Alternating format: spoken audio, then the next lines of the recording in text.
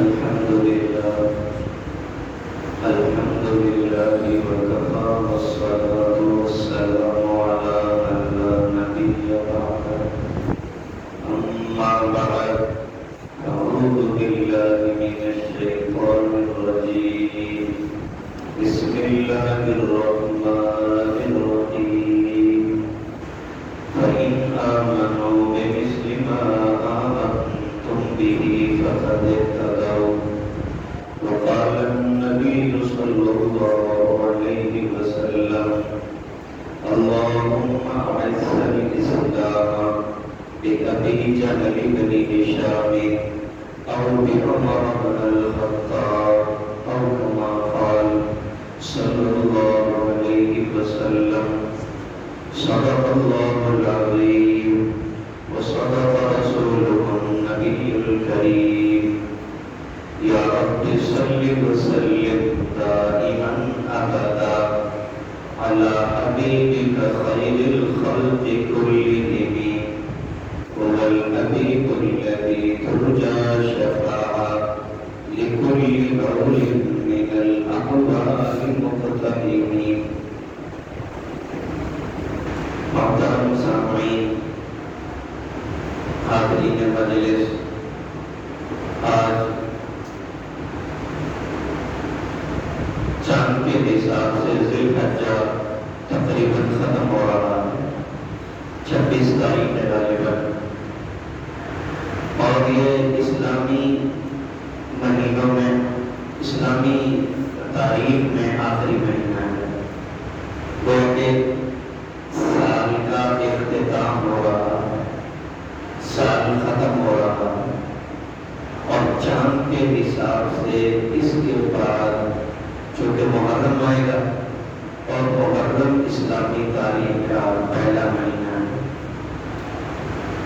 تو سال ختم ہو رہا ہے، ہمیں سال کے اختتام پر اس سال کے اندر جتنی لغزشیں ہوئی ہیں ان کو توبہ کرنی چاہیے، ان کے اوپر اللہ سے معافی مانگنی چاہیے، اور آئندہ سال اللہ بخیریت نصیب فرمائے اس کے لیے دعا کرنی چاہیے، اور عزم اور ارادہ کرنا چاہیے کہ زندگی سے جو پچھلے سال گزر گئے ہیں غفلت میں، آئندہ آنے والے سال انشاءاللہ غفلت میں نہیں گزریں گے۔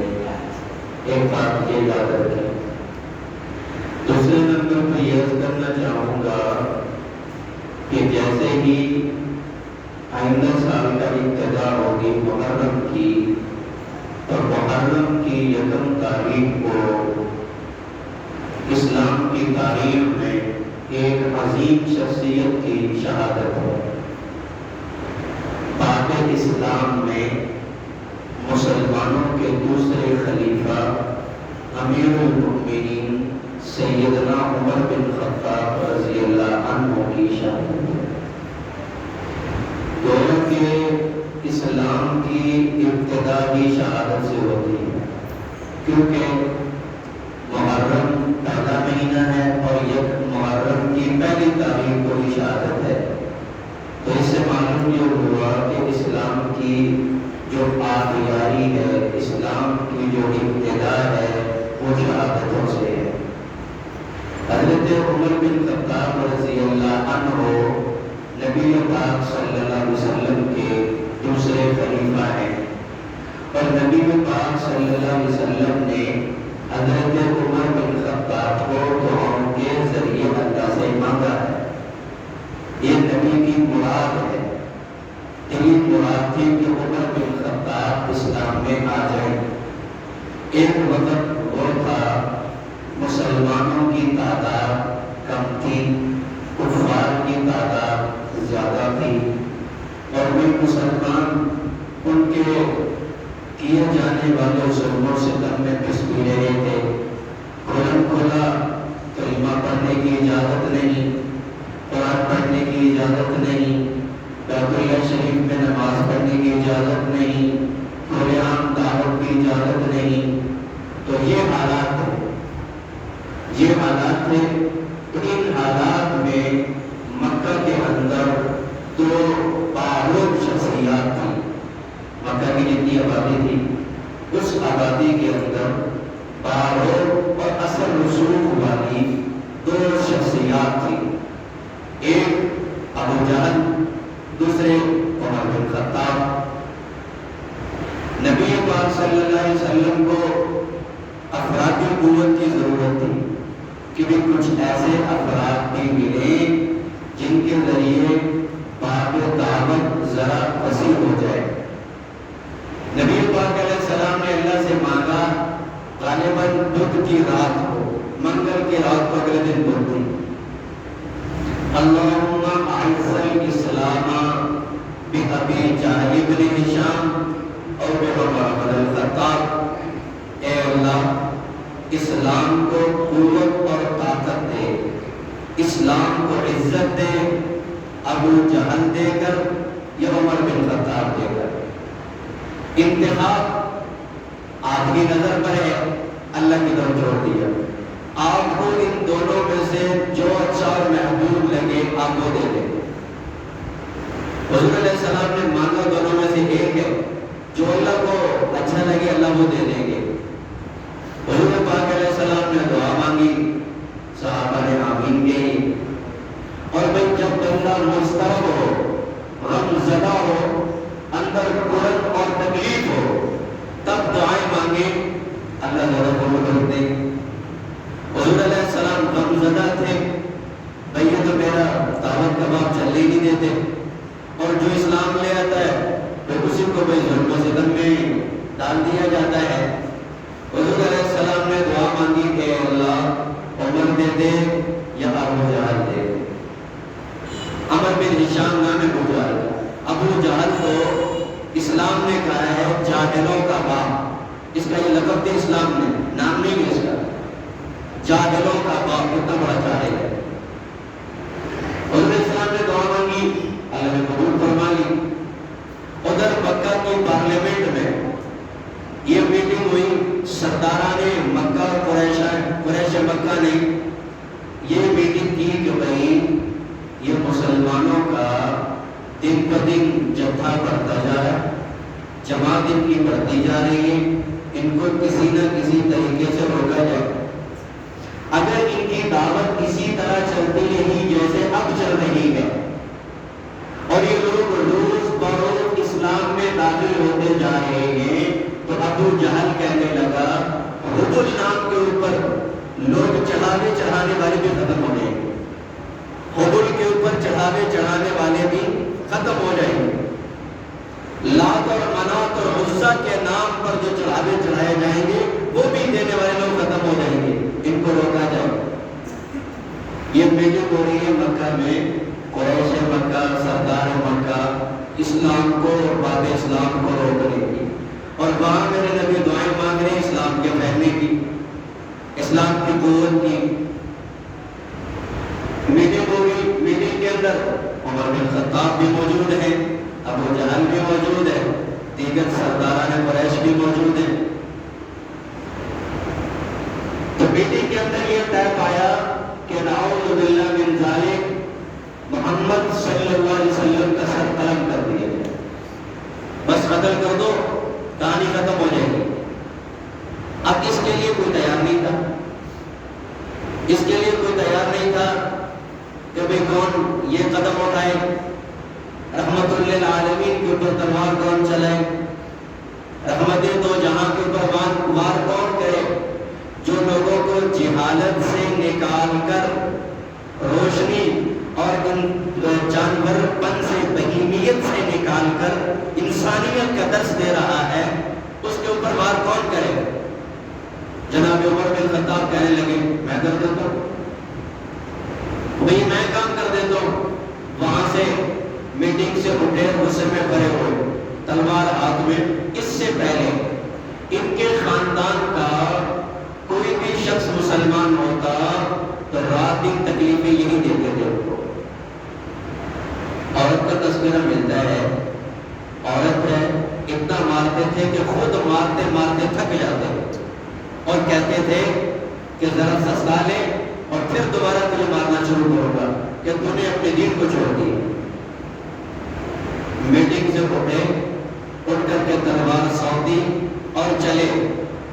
ارادے سے کہ میں جناب محمد علیہ السلام کو قتل کروں گا، نعوذ باللہ من ذالک۔ راستے میں ایک شخص ملے، نعیم بن عبداللہ، کہا عمر تیرے ماتھے کے تیور کچھ اچھے نہیں بتا رہے، کیا ارادہ ہے تمہارا؟ تیرے جو ماتھے پہ تیور ہیں اس سے کچھ اچھا معلوم نہیں ہوتا، کیا ارادہ ہے تمہارا؟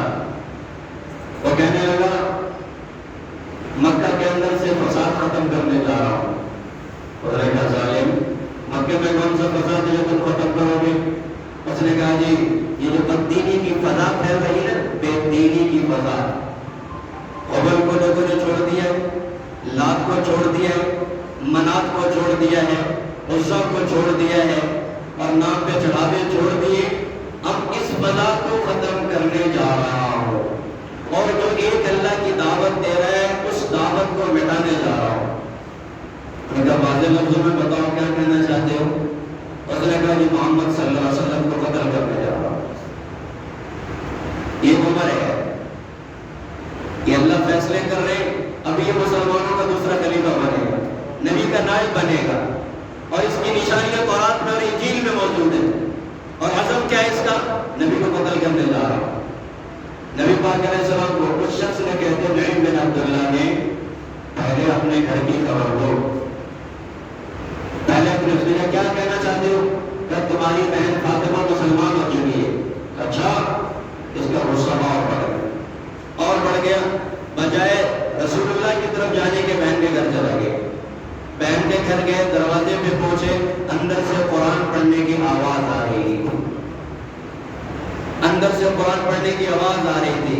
طٰہٰ مَا أَنزَلْنَا عَلَيْكَ الْقُرْآنَ لِتَشْقَىٰ إِلَّا تَذْكِرَةً لِمَن يَخْشَىٰ تَنزِيلًا مِّمَّنْ خَلَقَ الْأَرْضَ وَالسَّمَاوَاتِ الْعُلَىٰ۔ اندر سے قرآن کی آواز آ رہی ہے، سَبَّحَ لِلَّهِ مَا فِي السَّمَاوَاتِ وَمَا فِي الْأَرْضِ يُسَبِّحُ لِلَّهِ مَا فِي السَّمَاوَاتِ۔ قرآن پڑھا جا رہا ہے۔ عمر میں رضی اللہ اس لیے نہیں کہہ رہا کہ وہ مسلمان نہیں ہو، سنو اندر سے قرآن کی آواز آ رہی ہے، دروازے پہ دستک تھی اور غصے میں بھرے ہو۔ مسلمان تو پہلے سر میں ہوئے تھے، ایک صحابی پڑھانے آئے ہوئے تھے قرآن، تو جلدی سے وہ بھی چھپ گئے اور بہن نے اولاد بھی چھپا لیے اور دروازہ کی چٹری کھولی۔ حضرت عمر اور پل پڑے بہن کے اوپر، بہن بھائی کے اوپر، بہن بھائی کو داڑھی سے پکڑا، مارا اور ظلموں سے کم پتہ نہیں کیا کچھ کیا۔ بھائی بہن نے، حضرت عمر رضی اللہ عنہ کی بہن نے اپنے شوہر کو چھڑانے کے لیے حضرت عمر کی طرف گئی، حضرت عمر نے بہن کو بھی مارا ہے، اور جب حد ہو گئی یہاں بھی جب خون دیکھا، بہن کا بھی خون ہے نکل رہا ہے، بہن بھائی کا بھی نکل رہا ہے، غصہ بھی کچھ ذرا تھم گیا، تو پھر بہن نے بھی ایک جملہ کہا، عمر ایمان اندر آ چکا ہے، کچھ ہی کر لو، یہ نکلنے والا نہیں۔ حتیٰ کہ بعض علماء نے یہاں تک لکھا ہے، بہن نے کہا عمر ہماری بوٹیاں بھی کر جاؤ تو بھی ایمان نکلنے والا نہیں۔ ایمان ایک ایسی چیز ہے، ان کی ایمان پہ محنت تھی، ان کے دلوں کے اندر اس کی وقعت اور ویلیو تھی، ایمان گھر کر جاتا نکلتا نہیں تھا۔ سنا نا آپ نے حضرت بلال کیا کہہ رہے ہیں؟ احد احد احد احد احد۔ بھائی آج انگار مسجد کے فرش پر پیر رکھنا مشکل ہے، وہ انگاروں پہ لیٹا ہوا ہے، پھر بھی کہہ رہا احد احد احد۔ سوئی کا چپ جانا محال ہے، وہ تختہ دار پہ صحابی لٹکا ہوا ہے، پھر بھی کہہ رہا لا الہ الا اللہ۔ حضرت موسیٰ علیہ السلام کے زمانہ میں کنیز نے اٹھا کر بچی کو گود سے کھینچ کر ابلتے ہوئے کڑھا میں پھینک دیا، پھر بھی ایمان مضبوط ہے، نہیں ایمان میں کوئی تزلزل نہیں ہے۔ دوسری بچی کو پھینک دیا، جلا کے خاک کر دیا ابلتے ہوئے تیل کے کڑھا میں، پھر بھی ایمان مضبوط ہے۔ ایمان پہ محنت ہوتی ہے بابا، لا الہ الا اللہ کی ضربیں لگتی ہیں، اللہ اللہ بیٹھ کے تنہائیوں میں یاد کیا جاتا ہے، اللہ کے احسانات کو اپنے اوپر یاد کیا جاتا ہے، پھر اللہ کی ذات دل میں اتر جاتی ہے، اپنی ذاتی خواہشات کو مٹایا جاتا ہے، تب جا کے اللہ ملتے کہیں جاتا ہے۔ کچھ بھی نہ کرو، پنجابی والے کہتے ہیں ایک لگے نہ پٹڑی چوکی چوکی، کچھ بھی نہ کیتا اللہ مل جائے، ایسا نہیں ہوتا، ایسا نہیں ہوتا۔ حضرت صحابہ کرام کو دیگ ابلتے ہوئے دیگوں میں ڈال دیا گیا، کہا کلمہ چھوڑ جاؤ، کہا یہ کیسے ہو سکتا ہے؟ حضرت صحابہ اکرام کو یہ کہا گیا آدھی سلطنت عیسائیت کی تمہیں دے گے، کلمہ چھوڑ دو، محمد عربی کو چھوڑ دو۔ حضرت خباب کو سولی پہ لٹکایا گیا، اتنا کہہ دو کہ میری جگہ پر محمد ہوتے تمہیں چھوڑ دیا جائے گا۔ ظالموں میرے ایمان کا امتحان لیتے ہو، میرا نبی مدینہ کی گلیوں میں چلے کہیں کانٹا لگ جائے یہ بھی برداشت نہیں۔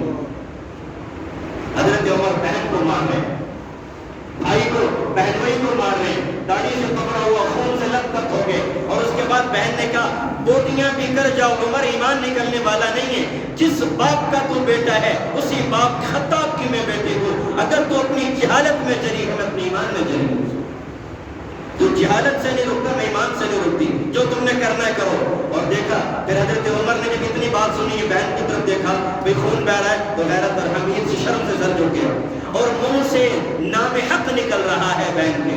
حضرت عمر رضی اللہ کہنے لگے کیا پڑھ رہے تھے تم، مجھے دیکھا۔ بہن نے کہا تم ناپاک ہو، لا یمسہ الا المطہرون، اس قرآن شریف کو پاکیزہ لوگ پڑھ دیں گے، ناپاک نہیں پڑھ سکتے۔ جب ناپاکی ہو کفر کی یا ویسے پالیدگی ہو کسی وجہ سے بندہ جو ہے نا وہ غسل کی حاجت ہو پھر قرآن نہیں پڑھ سکتا، پھر قرآن نہیں پڑھ سکتا، تسبیح پڑھ سکتے ہو، ذکر کر سکتے ہو، پر قرآن نہیں پڑھ سکتے۔ وہاں تو کفر کی پالیدگی تھی اور بھئی نجاست بھی تھی، پھر کہا بہن نے لا یمسہ الا المطہرون، عمر تم نہیں پڑھ سکتے اس کو، آپ نہیں پڑھ سکتے، میں کیسے پڑھوں گا؟ غسل پڑھو۔ بہن کے گھر میں غسل کیا، غسل کرنے کے بعد بہن نے نسخہ دیا اور آنکھ پر لکھا ہوا تھا، چمڑے پہ لکھا ہوا قرآن سامنے رکھ دیا، پڑھو سبح للہ ما فی السماوات وما فی الارض، قرآن بجلیاں بن کے عمر کے دل کو اتر رہا ہے، ادھر سے میرے نبی کی دعائیں اتر رہی ہیں دل کے اوپر، بجلیاں بن فآمنوا باللہ ورسولہ، اللہ پر بھی ایمان لاؤ اور رسول پر بھی ایمان لاؤ۔ حضرت عمر یہاں تک پہنچے اشہد ان لا الہ الا اللہ واشہد ان محمدا عبدہ ورسولہ، کتنی بات کی۔ حضرت ایک صحابی جو قرآن پڑھانے آئے تھے وہ چھپے ہوئے نکل کے باہر آئے، کہنے کہ عمر تجھے مبارک ہو، کل رات جو میرے نبی نے تیرے لیے دعائیں مانگی۔ اللہ کے نبی کہاں ہے؟ کہا صفا کے قریب جو دار ارقم ہے، ارقم صحابی ان کا گھر ہے، وہاں تشریف رکھتے ہیں، اور مجھے بھی لے چلو، مجھے بھی لے چلو۔ وہ صحابی حضرت عمر کو لے کر دار ارقم کی طرف چلے تو بھائی صحابہ چھپ کے عبادت کرتے تھے، اس گھر میں نبی بھی دعاؤں میں لگے ہوئے تھے، صحابہ بھی، اور دروازے پر امیر حمزہ رضی اللہ عنہ جو ایک پہرے کے لیے کھڑے تھے۔ لوگوں نے بتایا عمر آ رہے ہیں، عمر آ رہے ہیں، پتا تھا کہ ہمارے سب سے بڑے مخالف ہیں۔ حضرت امیر حمزہ نے فرمایا آنے دو، اگر ارادے ٹھیک ہوئے تو ٹھیک ہے، مگر نہ آج حمزہ کی تلوار عمر کا جسم طلب کر دے۔ حضرت عمر آئے، چٹکیاں کھول دی گئی، دروازہ کھولا ہے، حضرت عمر اندر آئے، میرے نبی خود اٹھ کے ملے گے، خود اٹھ کے ملے گے، اور حضرت عمر کو جھنڈوڑ کے کہا عمر کب تک جہالت میں رہو گے؟ اور ایک اور جملہ فرمایا عمر کس لیے آئے ہو؟ فرمایا اللہ کے نبی کلمہ پڑھنے آیا ہوں۔ حضرت جھنڈوڑا عمر کس لیے آئے ہو؟ میں کلمہ پڑھنے آیا ہوں۔ حضور علیہ السلام نے کلمہ پڑھایا، کلمہ پڑھانے کے بعد کہا عمر اپنے ایمان کی حفاظت کرو۔ فرمایا اللہ کے نبی یہ کیا کر رہے ہیں؟ نماز پڑھ رہے ہیں، نماز کی جگہ کر بیت اللہ میں ہے، یہاں کیوں پڑھتے ہو؟ پڑھنے نہیں دیتے، دیکھتا ہوں کون کفر کا لباس رکھتا ہے۔ حضرت عمر رضی اللہ عنہ آئے، آگے آگے، حضرت امیر حمزہ آگے آگے، میرے پیغمبر اور صحابہ پیچھے پیچھے، فرمایا بیت اللہ میں نماز پڑھو، بیت اللہ میں نماز پڑھیے، اور علی الاعلان کہا جو چاہتا ہے کہ بیوی اس کے لیے روئے اور بچے یتیم ہو جائیں، آج عمر کا راستہ رو۔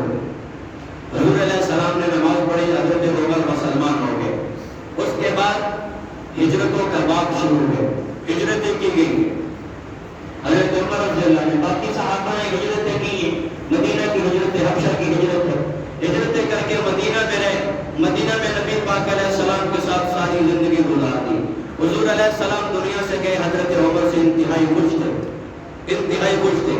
جب رسول پاک صلی اللہ علیہ وسلم نے حضرت عمر رضی اللہ کی اس قدر جمع بہادری اور مردانگی کو دیکھا تو فرمایا عمر لو کان باقی نبی لکان عمر، اگر میرے بعد کوئی اور نبی آتا، نبوت کا دروازہ اللہ نے بند کر دیا ہے۔ بابے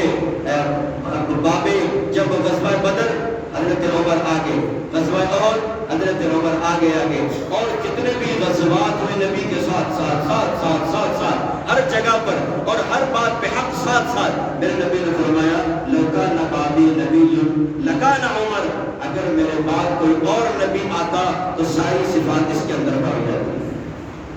پھر میرے نبی نے جملے ایک جگہ پہ ارشاد فرمایا کہ میں نے رات کو خواب میں دودھ پیا ہے، اور دودھ میں نے اتنا پیا میری دونوں لبوں سے گرنے لگا، اتنا دودھ پیا ہے، اور جو بچ گیا میں نے عمر کو دے دیا۔ صحابہ نے پوچھا فما اول یا رسول اللہ، اس کی کیا تعبیر ہے، آپ کے خواب کی تعبیر کیا ہے؟ فرمایا میرا علم عمر کی طرف ٹرانسفر ہو گیا۔ جو کوئی خواب میں دیکھے کہ دودھ پیا ہے، اس کی تعبیر یہ کہ اللہ علم سے نوازے گا، میرا علم عمر کی طرف آ گیا۔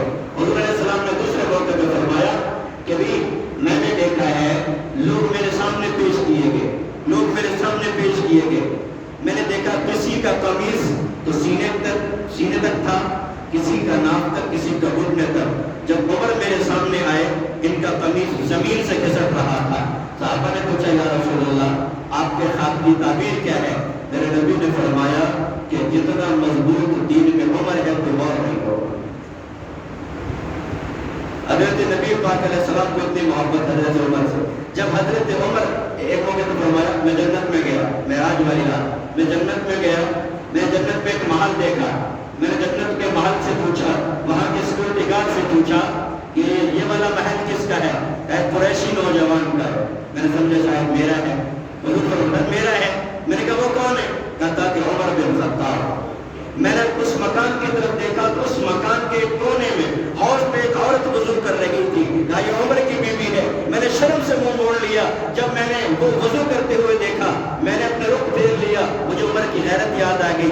حضرت عمر نے نبی پاک علیہ السلام نے جب حضرت عمر کو بتایا کہ میں نے تیرا ایسے محل دیکھا، تیری زوجہ بھی وہاں موجود تھی جو وضو کر رہی تھی، اور میں نے نظریں پھیر لی، تیری غیرت یاد آ گئی۔ حضرت عمر تھاڑے مار کر اللہ کے نبی میں آپ کے اوپر کیا غیرت کر سکتا ہوں؟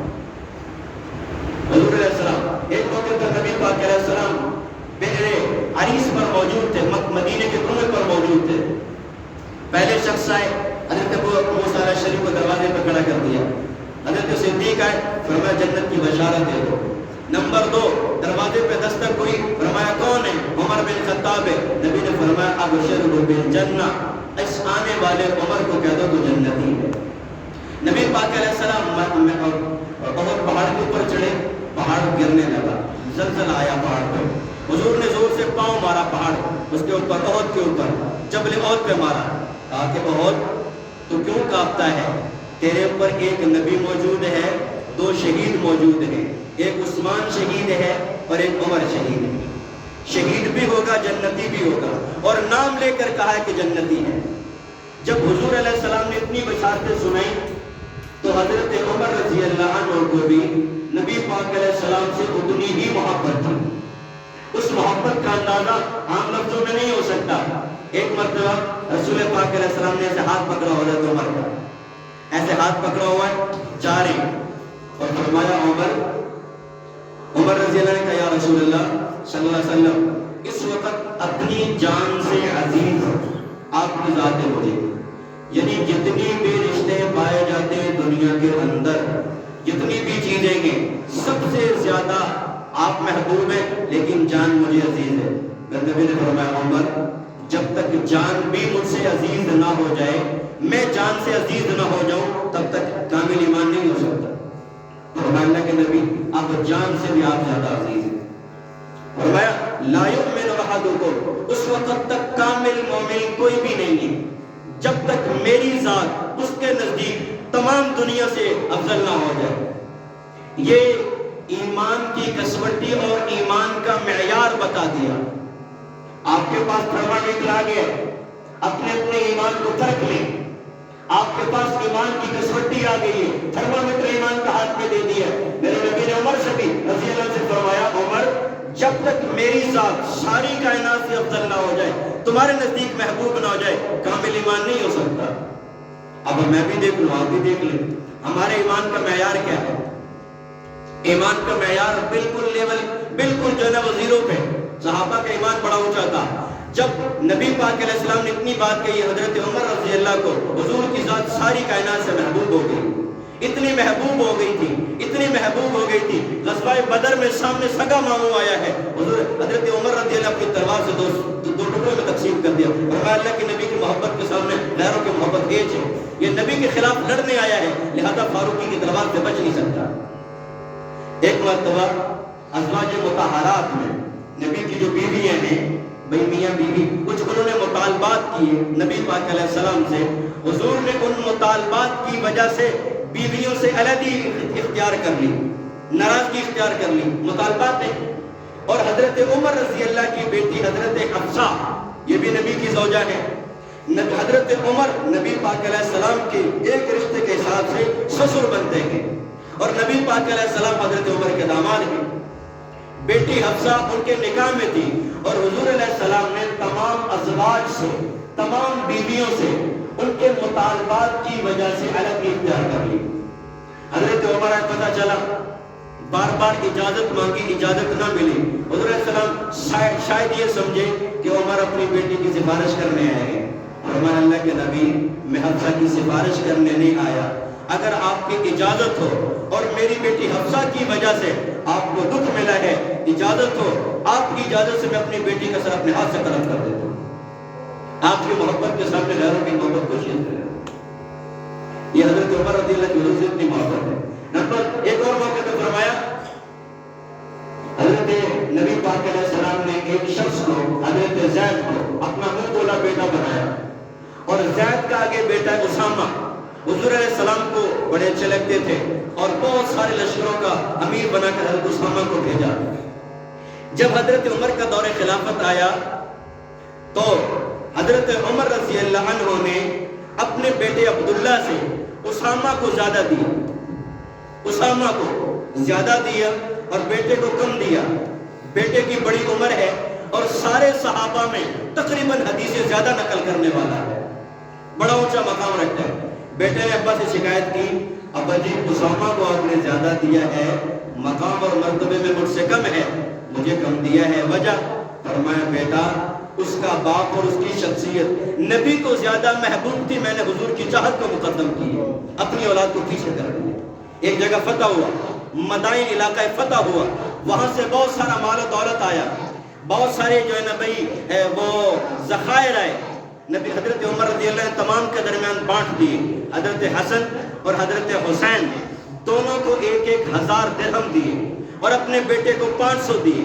بیٹے نے شکوہ کیا, ابا جی حسن اور حسین نبی علیہ السلام کے ساتھ جب ہم جہاد میں جاتے تھے, ان کی 6 یا 7 سال عمر تھی, یہ چھوٹے تھے, اور میں نبی کے ساتھ جہاد لڑتا تھا, میرا مقام زیادہ ہے, بدر میں بھی ساتھ گیا ہوں, دیگر مقامات پر بھی ساتھ گیا ہوں, جبکہ حسن اور حسین تو بالکل چھوٹے تھے حضور کی. جب انتقال ہوا ہے حضرت حسین کی, حضرت حسن کی عمر غالباً 7 سال تھی, ان کو آپ نے زیادہ دی ہے, مجھے کم دی ہے. فرمایا بیٹا اس لیے ان کو زیادہ دیا ہے, ان کے باپ اور ان کی شخصیت اللہ کی نبی کو محبوب تھی, میں نے حضور کی چاہت کو مقدم کیا, تمہیں پیچھے کر دی ہے. اپنی چاہت پیچھے, حضور کی چاہت آگے. حضرت عمر رضی اللہ نے جب اس طرح محبت کی اور اپنی اتباع سنت کی وجہ سے اور کامل ایمان کی وجہ سے اللہ نے دماغ اور دل روشن کر دیا, اتنا روشن کر دیا. حضور علیہ السلام کی موجودگی میں حضرت عمر رضی اللہ عنہ کو فیصلے کرتے گئے, اللہ کو اتنے اچھے لگتے قرآن بن کے اتر جاتا ہے. حضرت رسول پاک صلی اللہ علیہ وسلم اذان جب یہاں سے مدینہ گئے نا, مدینہ ہجرت کر کے مدینہ گئے تو صحابہ کے درمیان حضور علیہ ابھی اذان کا حکم نہیں آیا. حضرت عمر رضی اللہ نبی پاک علیہ السلام نے صحابہ سے مشورہ کیا, بھئی اذان دینی ہے, نماز کا وقت ہے, تو لوگوں کو نماز کے لیے کیسے جمع کیا جائے. ایک شخص نے رائے دی, بھئی پہاڑ پہ چڑھ کے آگ جلا دیں گے, آگ جلا دیں گے, لوگ سمجھ جائیں گے بھئی نماز کا وقت ہو کے سارے جمع ہو جائیں گے. فرمایا یہ تو مجوسیوں کا طریقہ ہے, یہ بھی ٹھیک نہیں. دوسرے نے کہا جی ایک سینگ لے لیتے ہیں, ایک باجا لے لیتے ہیں, اس باجے کے اندر آواز دیں گے اور لوگوں میں آواز جائے گی, سارے جمع ہو جائیں گے, یہ نماز کا وقت ہو گیا. فرمایا یہ بھی طریقہ ٹھیک نہیں. ایک نے کہا جی طبلہ سارنگی کچھ بجا دیا جائے گا، یہ بھی ٹھیک نہیں۔ حضور علیہ السلام اس پریشانی میں تھے، غم میں تھے کہ کیسے جمع کیا جائے۔ اس حضور کی چاہت کو لے کر حضرت عمر گھر میں گئے، اللہ نے بذریعہ خواب عمر کو اذان کا طریقہ بتا دی۔ نبی پاک علیہ السلام کی موجودگی میں آئے، فرمایا اللہ کے نبی میں نے خواب میں ایسے دیکھا، میرا دل چاہتا ہے اذان ایسے ہو، اللہ نے وہی طریقہ اتار دی۔ گویا کہ اذان بھی جو آج ہمارے لاؤڈ سپیکر سے مساجد میں ہو رہی ہے، یہ وہی اذان ہے جو حضرت فاروق رضی اللہ کو اللہ نے بتائی تھی۔ نمبر 2، ابھی پردے کا حکم نے۔ نمبر 2، غزوہ بدر مسلمانوں کی پہلی جنگ ہے، اس کے اندر قریش مکہ کے سرداران 70 تو قتل ہوئے، 70 گرفتار ہو کر بیڑیاں پہن کے مدینہ میں آگے۔ مدینے میں آگے حضور علیہ السلام نے صحابہ سے مشورہ کیا ان کے بارے میں کیا کیا جائے۔ صحابہ کی رائے اور صدیق اکبر کی رائے یہ تھی، اللہ کے نبی آپ کے بھائی بند ہیں، آپ کی قوم کے لوگ ہیں، ان کو فدیہ لے کر چھوڑ دیا جائے۔ اور بھی صحابہ سے مشورے لیے، حضرت عمر سے پوچھا عمر آپ کی کیا رائے ہے؟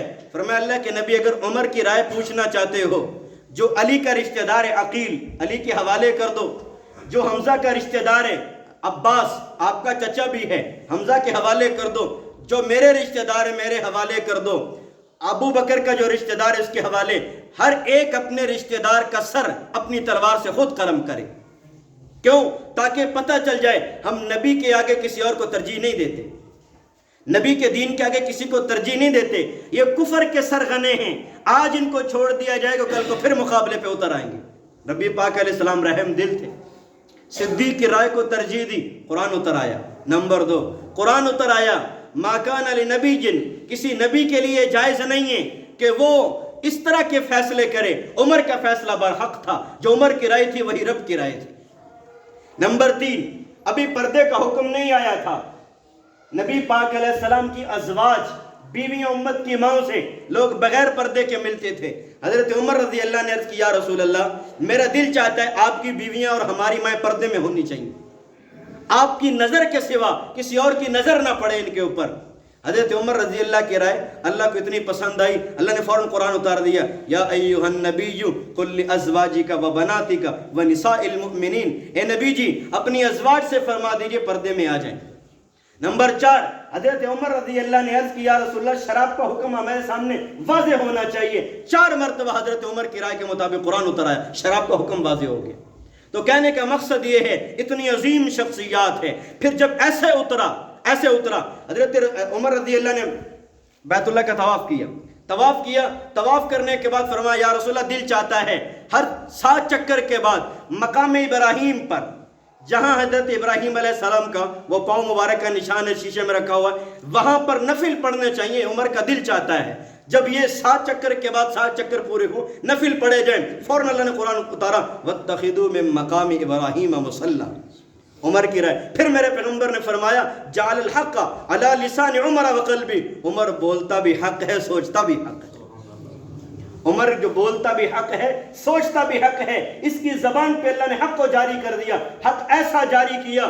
رسول پاک علیہ السلام کے بعد صدیق خلیفہ بنے، صدیق کے بعد حضرت عمر رضی اللہ خلیفہ بنے، 10 سال کے اندر خلافت کی ہے اور جو نے 22 لاکھ مربع میل کے اوپر عدل کا حکمرانی کا علم لہرا دیا ہے۔ ایسا علم لہرایا دنیا بڑی بڑے فاتح دنیا میں آئے۔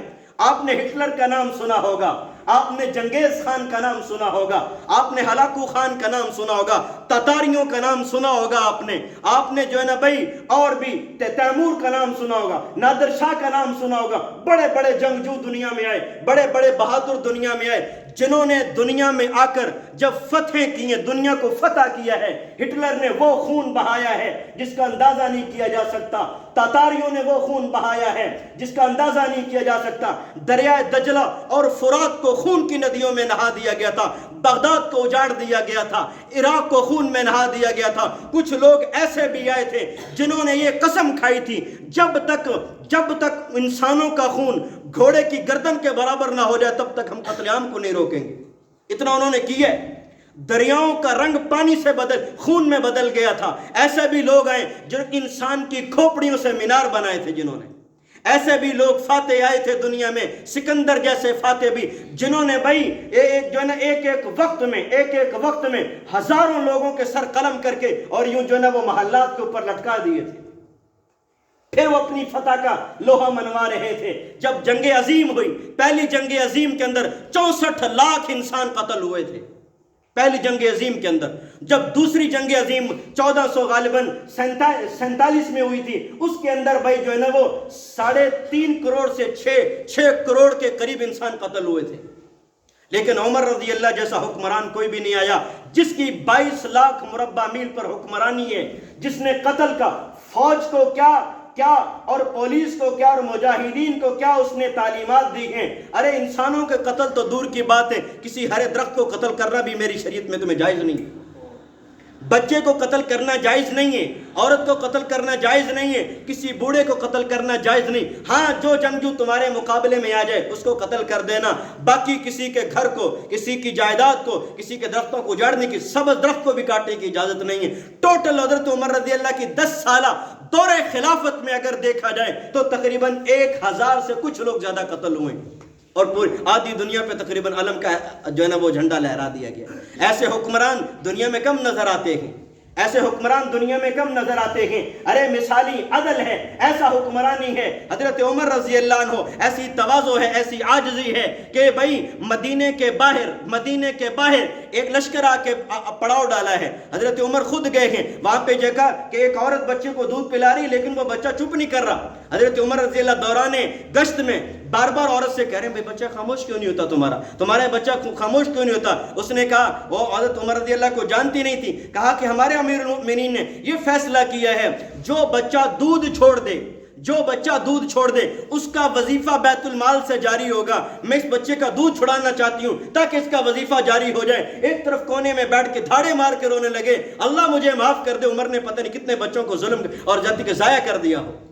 فرمایا میں ابھی سے اعلان کرتا ہوں، اپنی ساری رعایا میں اعلان کر دیا گیا، جس کے گھر میں بچہ جنم دے بیت المال میں نام لکھوایا جائے اور وظیفہ جاری کر دیا جائے.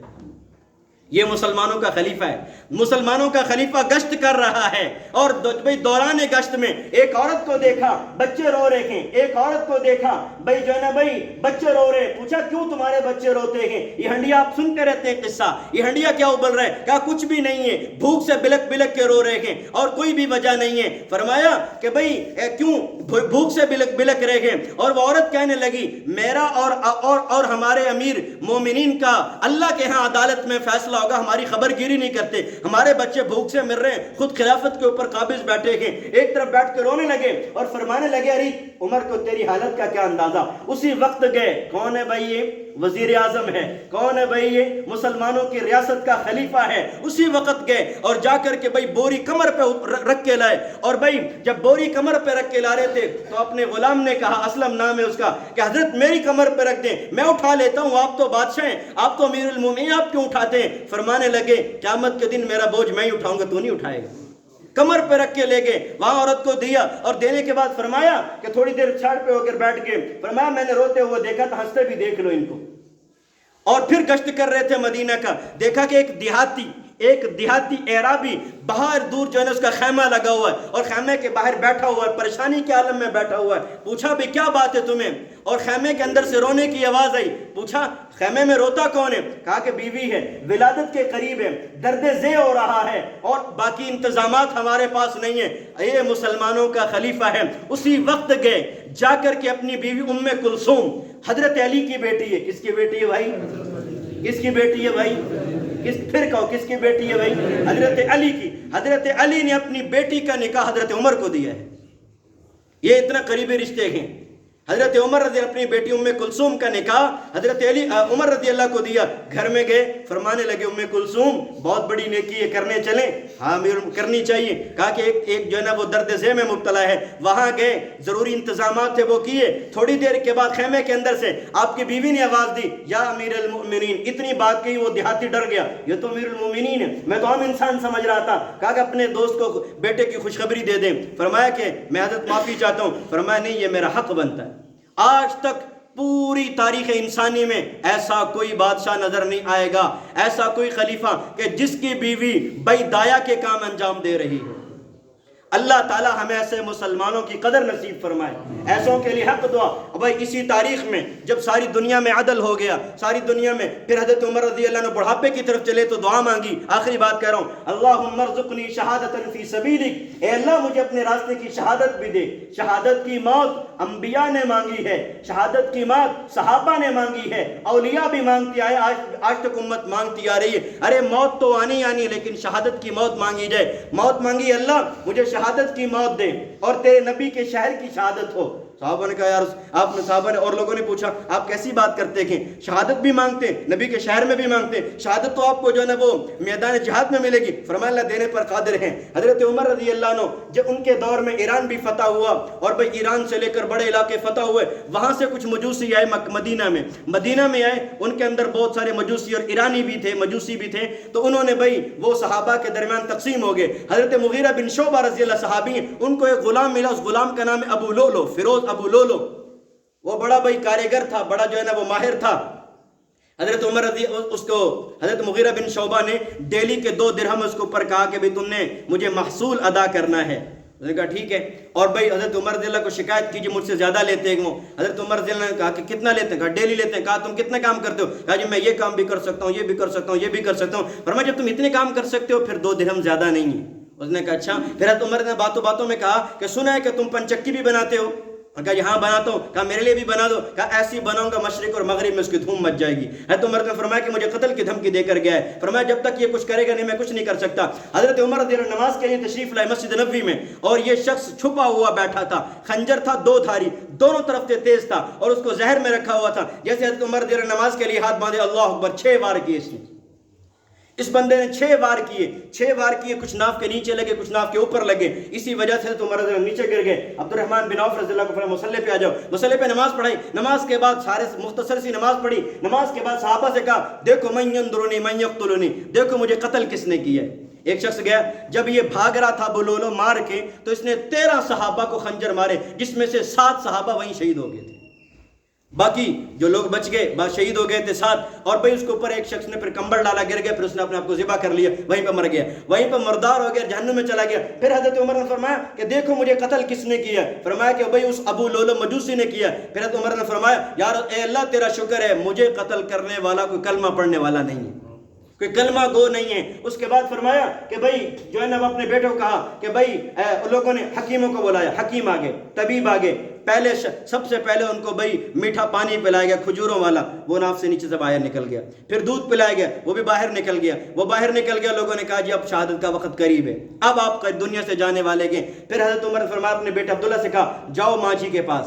ماں جی کون ہے؟ اما عائشہ رضی اللہ عنہ۔ فرمایا عمر اجازت چاہتے ہیں، اگر اجازت ہو تو نبی کے حجرے میں جو ایک قبر کی جگہ باقی ہے وہ مجھے مل جائے۔ حضرت عائشہ رضی اللہ بیٹھی رو رہی تھی مصلی پر، فرمانے لگی میں اپنے لیے وہ جگہ رکھی تھی لیکن مجھے عمر کا احسان یاد ہے، میرے اوپر لوگوں نے الزام لگایا تھا، عمر کی زبان بولی تھی، اللہ نے قرآن بنا کر اتارا تھا، میں عمر کے احسان کو فراموش نہیں کرتی، لہٰذا اپنی ذات پہ ترجیح عمر کو دیتی ہوں، وہ اجازت ہے۔ جب واپس آئے 3 دن گزر گئے، 3 دن بیمار رہے، 1 محرم الحرام کو شہید ہو گئے۔ پھر فرمایا کہ بیٹا جب میری روح نکل جائے، میرا جنازہ اٹھے، نبی کے روزے کے سامنے لے جانا، نبی کے روزے کے سامنے لے جا کر رکھ دینا، پھر ماں جی سے اجازت مانگنا، پھر کہنا امیر المومنین نہ کہنا، عمر کہنا، عمر اجازت مانگتے ہیں، اگر وہ اجازت دے دیں تو اندر داخل کر دینا، اگر وہ اجازت نہ دے تو واپس کر دینا۔ بعض علماء تاریخ نے لکھا ہے کہ جب حضرت عمر رضی اللہ کا جنازہ مبارک روزہ مبارک کے سامنے آیا، اندر سے بھی آواز ہے ادخل الحبیب الی الحبیب، آنے دو ہمارے محبوب کا جنازہ ہے۔ حضرت عمر اندر دفن کر دیے گئے۔ میرے محترم بھائیو، 1 محرم الحرام کو دفن کر دیے گئے۔ اسلام کی تاریخ تو شہادتوں سے بھری پڑی ہے، اس کے بعد اور بھی شہادتیں ہیں وائندہ جمعے۔ اللہ تعالی ہم سب کو ان تاجداروں کو اور ان ستاروں کی قدر اور ان کا ادب اور احترام سے نام لینے کی توفیق عطا فرمائے۔ وما علینا الا البلاغ المبین۔